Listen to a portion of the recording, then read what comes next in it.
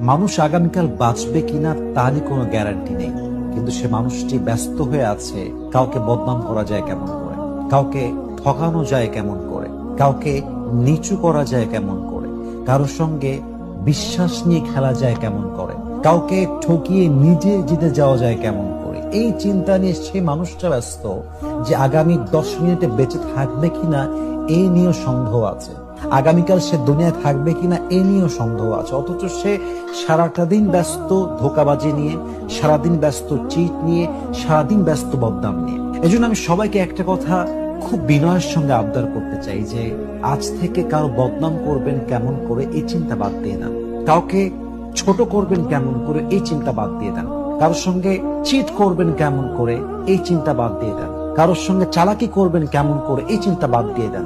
আপনার চিন্তা হবে জাস্ট আপনার কবর নিয়ে, আপনার আখেরাত নিয়ে। এখন